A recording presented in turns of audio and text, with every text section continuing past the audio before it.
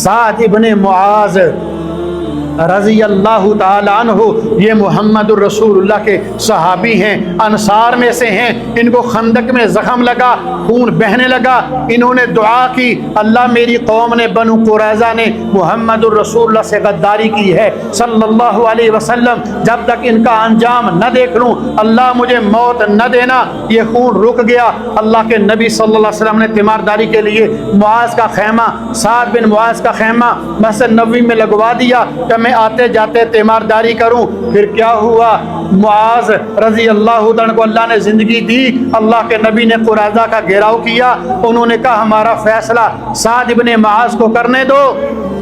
साद इब्ने मुआज़ ने फैसला किया। जब फैसले के बाद बनु कुरैज़ा अपने अंजाम को पहुंच गए, वही खून बहने लगा और मुआज़ रज़ी अल्लाह ताला अन्हु अल्लाह को प्यारे हो गए। इमामुल अंबिया मुहम्मदुर रसूलुल्लाह सल्लल्लाहु अलैहि वसल्लम जनाजे में शरीक हैं और जनाजे के साथ चल रहे हैं। और जनाब जनाजा साद बड़े भारी भरकम थे।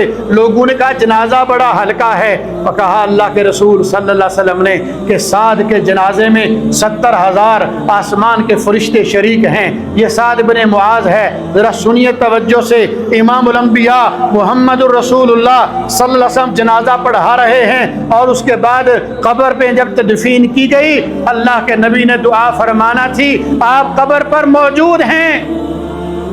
अल्लाह की कसम रसूलुल्लाह सल्लल्लाहु अलैहि वसल्लम की चीखें निकल गईं, चेहरे का रंग ज़द हो गया। सुबहान अल्लाह, अल्हम्दुलिल्लाह, अल्लाहु अकबर तस्बीह करने लगे, अल्लाह की हमद करने लगे, तकबीरात कहने लगे। कुछ लम्हों के बाद तवक्कुफ हुआ, फिर आपका चेहरा ठहर गया।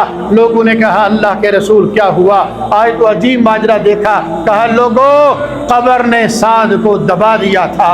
अल्लाह की कसम, अगर कब्र छोड़ती तो आए साद को छोड़ देती।